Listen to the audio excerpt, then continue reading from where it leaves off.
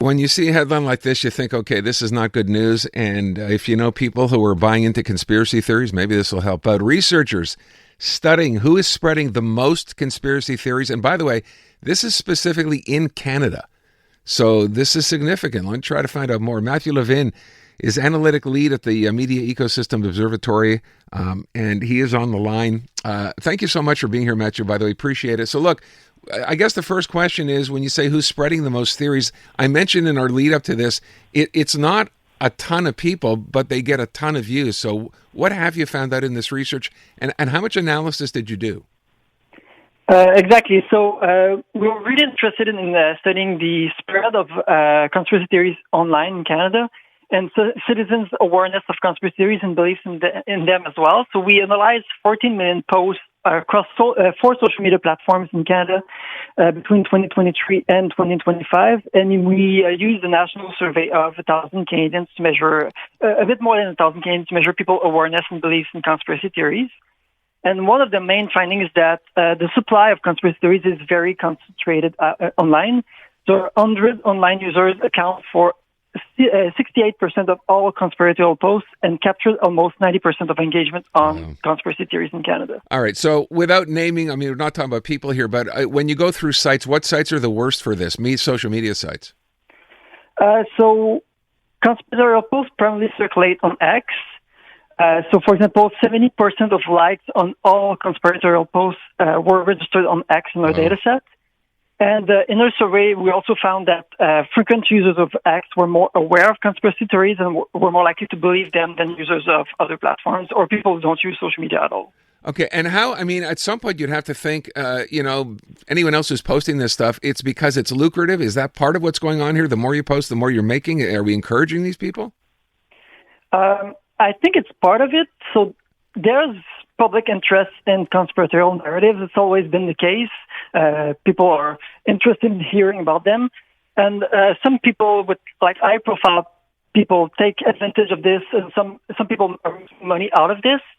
And I would say that algorithms also reinforce these dynamics in the sense that conspiracy theories often use emotional language. They generate anger. They generate fear. And it's the type of content that algorithms can amplify because they generate more engagement. Yeah, but that's what they do, right? I mean, they incentivize engagement, don't they? I mean, the more eyeballs, the more comments, the more likes, the better it is. Yes. So, I mean, you're not going to be able to break that mold or that algorithm no matter how we try. So what's the advice to people, in terms of recognizing that what you're looking at is not, in fact, true? So people should pay attention to the information sources they're consulting, which can also be hard because we know that traditional news media are no longer able to post on platforms like Facebook and Instagram. So it's a hard thing to do. It creates kind of a vacuum for this kind of content. We also know that news media content is less visible because of X's algorithm. So people should look out for relevant information, but potentially also outside of social media, especially before sharing this information with other people. By the way, do you break down sort of what the most often, posted conspiracy theories are, like centering around what? Is healthcare one of them? Healthcare was one of them. So even though we're 5 years away from the beginning of the COVID-19 pandemic, we still see a lot of narratives about COVID-19. Wow. There are also a lot of conspiracies about climate change, obviously. A lot of conspiracy theories about the media and the fact that the elites are colluding with the media to manipulate public opinion. Of course. Yeah. And basically one of the things we found is that conspiracy theories are often driven by real-world events. So, for example, we'll see a jump in conspiracy theories about election fraud around the election period. So during the 2024 U.S. election, during our last federal election, we'll see an increase in conspiracy theories about wildfires during wildfire seasons in Canada. They're kind of driven by real-world events, and when something happens in the real world, we can expect someone to start posting conspiracy theories about it. And we have to kind of bring this to a close. My sad part to close with is there's really nothing we can do about this, is there? I think we can ask more from government, from platforms in terms of transparency. To be able to really measure the impact of these conspiracy theories and have a better visibility into the type of content that their algorithms promote. I think one of our recommendations in the report is also to give people more control over the content that they see in their feed. So I think it's important to remember that just because people engage with something on social media, it doesn't mean that they truly want to see it in their feed. So it's a bit like junk food.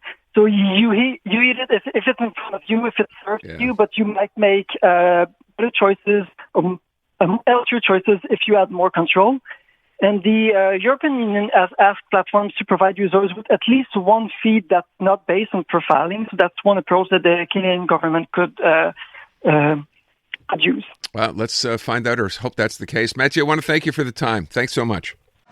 Introducing Bryan Adams Radio on iHeartRadio.